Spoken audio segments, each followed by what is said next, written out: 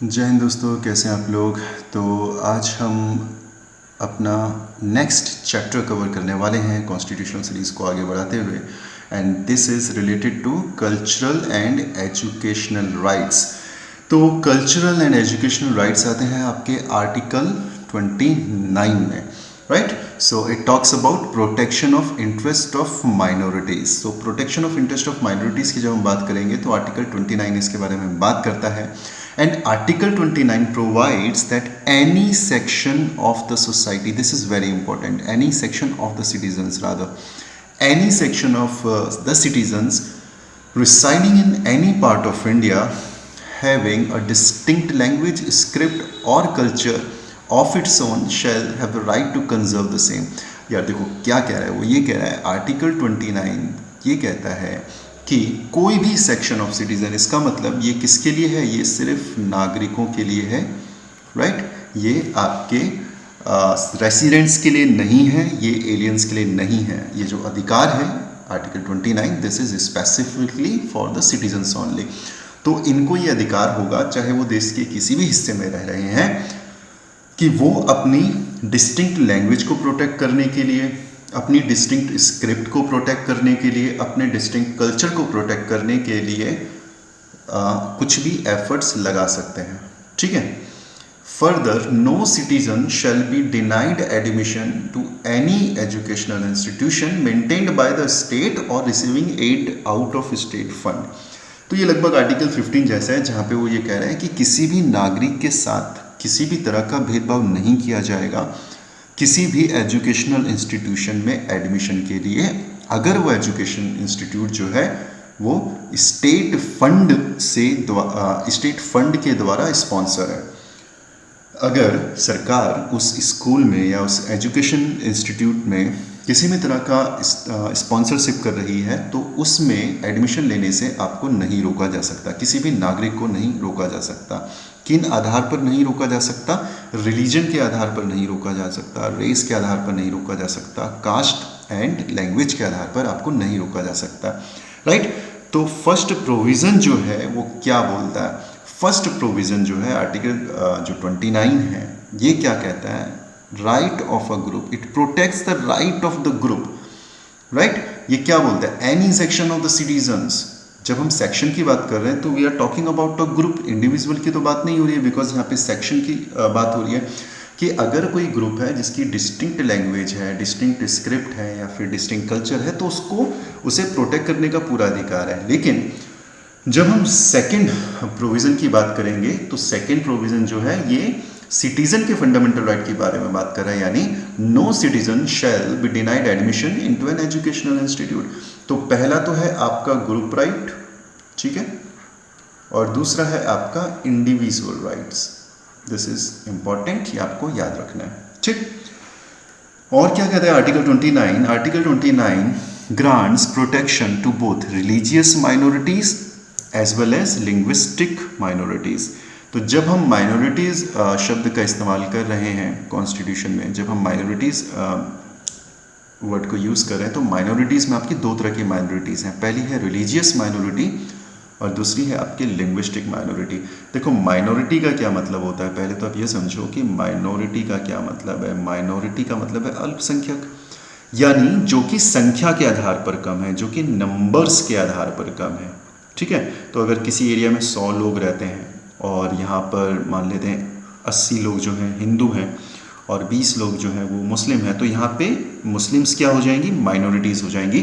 तो आर्टिकल 29 में माइनॉरिटी का जिक्र आपको देखने को मिलता है। दो तरह की माइनॉरिटी होती हैं, एक होती है आपकी धर्म के आधार पर यानी रिलीजियस माइनॉरिटी, और दूसरी होती है लिंग्विस्टिक माइनॉरिटी। यूपीएससी में क्वेश्चन पूछा जा चुका है। सुप्रीम कोर्ट क्या बोलता है? सुप्रीम कोर्ट ये बोलता है कि ठीक है, हम माइनॉरिटी के अधिकारों के बारे में बात ज़रूर कर रहे हैं, लेकिन आर्टिकल 29 जो है it is not specifically meant for minorities only. Article 29 जो है ये सिर्फ माइनॉरिटीज़ के लिए नहीं है, ये सारे लोगों के लिए है। ऐसा क्यों? क्योंकि हमने अभी देखा इसमें कि यहाँ पर क्या लिखा है, any section of the citizen. अब जब any section of the citizen की बात करते हैं तो ये माइनॉरिटी भी हो सकता है, ये मेजोरिटी भी हो सकता है। जब हम बात करते हैं फर्दर नो सिटीजन, तो ये नो सिटीजन आपका माइनॉरिटी भी हो सकता है और ये मेजोरिटी भी हो सकता है। तो article 29 is not specifically meant for minority, ये सब के लिए है, ठीक है। सुप्रीम कोर्ट का ये इंटरप्रिटेशन है, राइट, ठीक है। So article 29 is for everyone, सबके लिए है ये, ठीक। आगे बढ़ते हैं, सुप्रीम कोर्ट और क्या बोलता है। सुप्रीम कोर्ट ये बोलता है दैट जब हम बात कर रहे हैं to conserve the language, right to conserve the language, तो right to conserve the language में आपका राइट टू एजिटेट भी आता है, राइट। यानी सुप्रीम कोर्ट बोलता है कि आपको आर्टिकल 29 ये अधिकार देता है कि आप अपनी लैंग्वेज को प्रोटेक्ट करोगे। अब अपनी लैंग्वेज को न सिर्फ आप कंजर्व करोगे बल्कि प्रोटेक्ट भी करोगे, और जब प्रोटेक्ट करोगे तो आप एजिटेट करने का अधिकार भी रखते हैं, ठीक है।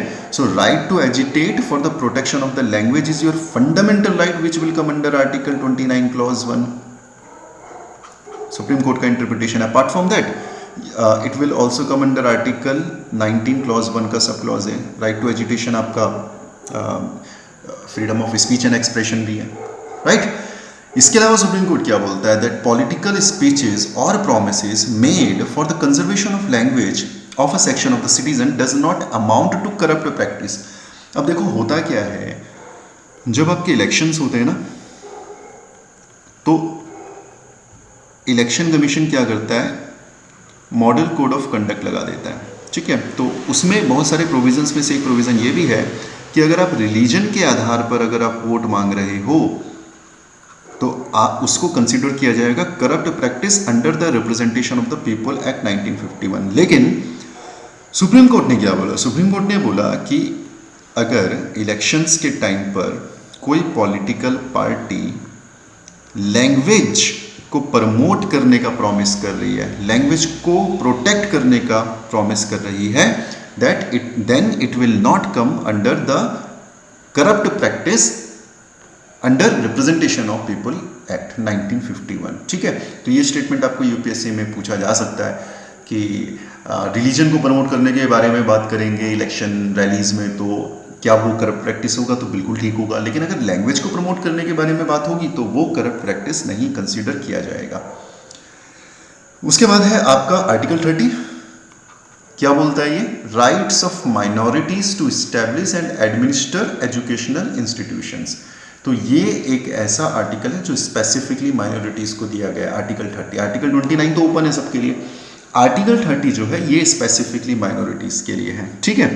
अब माइनॉरिटीज मैंने आपको बताया कि दो तरह की माइनॉरिटी होती हैं, एक आपकी रिलीजियस माइनॉरिटी होती है, दूसरी आपकी लिंग्विस्टिक माइनॉरिटी होती है।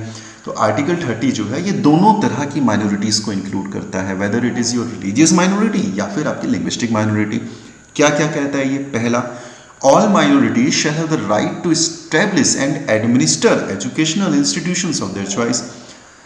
तो जितने भी अल्पसंख्यक हैं, जितने भी माइनॉरिटीज़ हैं, उनको ये अधिकार होगा कि वो अपने हिसाब से, अपनी पसंद से अपने लिए शिक्षण संस्थान यानी एजुकेशनल इंस्टीट्यूशंस का गठन कर सकते हैं। तो ये कहाँ से मिलता है उनको? ये मिलता है आर्टिकल 30 से अधिकार।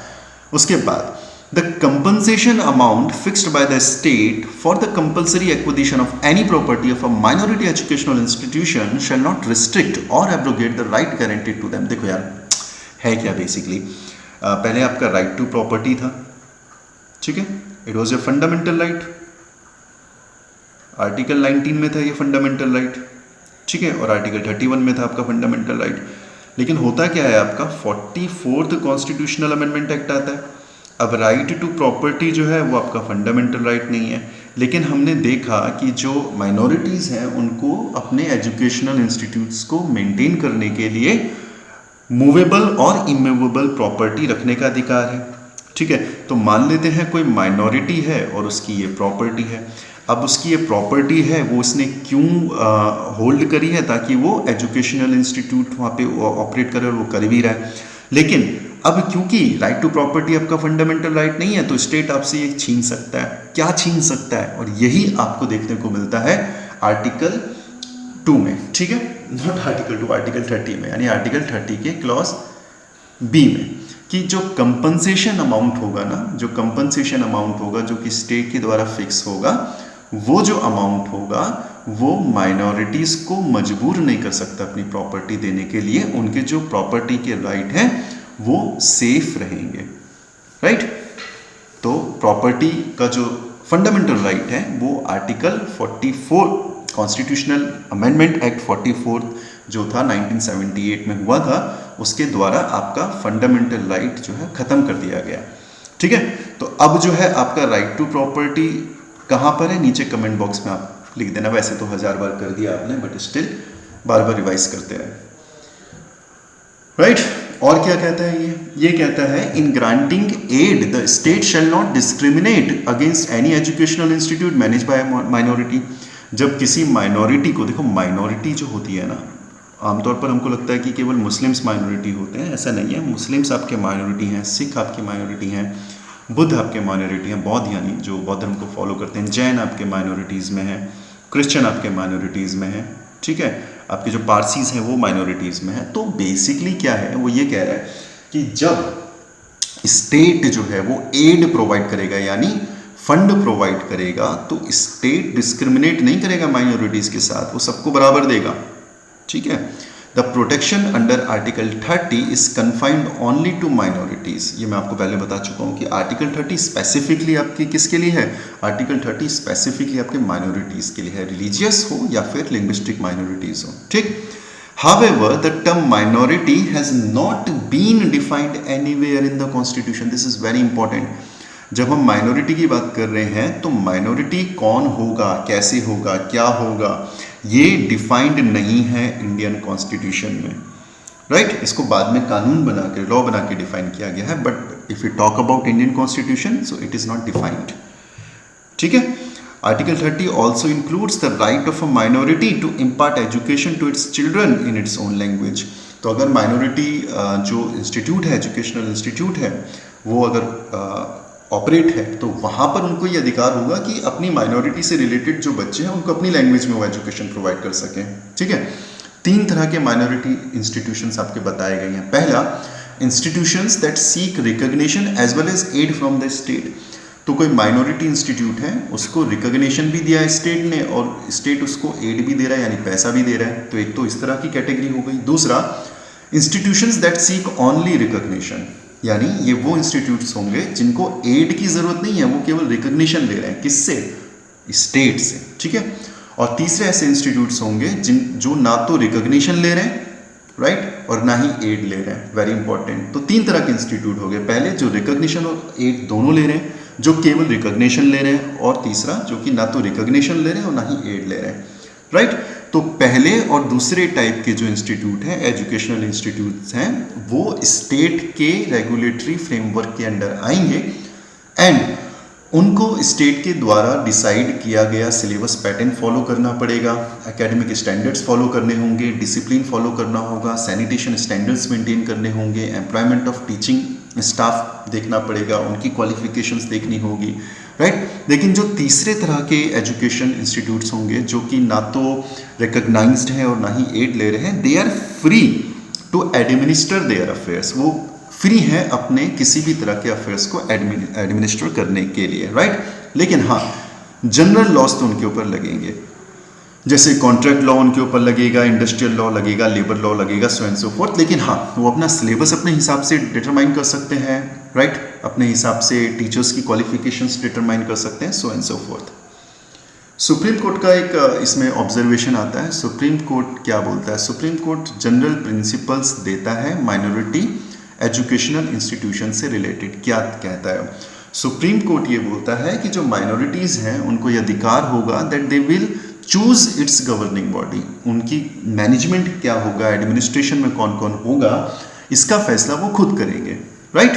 तो ये किसने बोला, सुप्रीम कोर्ट ने बोला कि उनके फाउंडर मेंबर्स जो हैं वो डिसाइड करेंगे कि गवर्निंग बॉडी में कौन होगा। दूसरा, टू अपॉइंट टीचिंग स्टाफ, ये लिबर्टी भी उनको रहेगी कि वो अपने लिए खुद जो है टीचिंग स्टाफ को अपॉइंट करेंगे, टीचर्स को अपॉइंट करेंगे, लेक्चरर्स को अपॉइंट करेंगे। Apart from that they will also be free to choose their non teaching staff as well. ना सिर्फ टीचिंग स्टाफ बल्कि नॉन टीचिंग स्टाफ को भी वो खुद सेलेक्ट कर सकते हैं, ठीक है।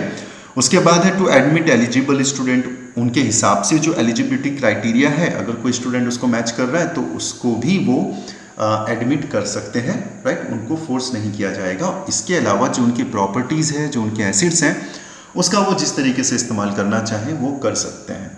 तो ये सारे अधिकार माइनॉरिटी इंस्टीट्यूशंस को दिए गए हैं अंडर आर्टिकल 30, ठीक है।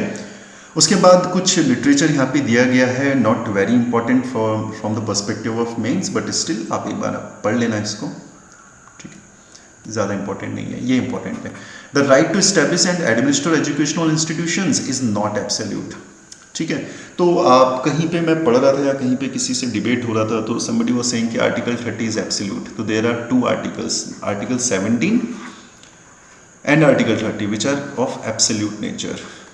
नहीं, ऐसा नहीं है, एब्सोल्यूट नहीं है। इनफैक्ट आर्टिकल 17 तो हम फिर भी कह सकते हैं कि ये एब्सोल्यूट है। आर्टिकल 17 इसलिए एब्सोल्यूट है क्योंकि इसके ऊपर कोई भी रीजनेबल रिस्ट्रिक्शंस नहीं है, लेकिन आर्टिकल 30 एब्सोल्यूट नहीं है, इसके ऊपर रीजनेबल रिस्ट्रिक्शंस लगाई गई हैं, ठीक है। फॉर एग्जांपल अगर मॉल एडमिनिस्टर होता है तो स्टेट रोक सकता है उनको, ठीक है। आप ऐसा नहीं कि अनाप शनाप तरीके से आप चलाना शुरू कर देंगे, तो ये एब्सोल्यूट नहीं है, ये इंपॉर्टेंट है। ये काफ़ी एक बोन ऑफ कंटेंशन रहा था ये डिबेट का, तो ये मेंशन है यहाँ पर, आपको याद ये रखना है, ठीक है। तो I guess this is it, and next जो लेक्चर रहेगा वो रहेगा राइट टू कॉन्स्टिट्यूशनल रेमेडीज़ पर। इसे एक बार आप अपनी लक्ष्मीकांत में भी पढ़ लीजिएगा, अपने नोट्स को रेफर कर लीजिएगा। Thank you so much, thank you for being with me, take care of yourself, take very good care of your family, God bless you, thank you so much.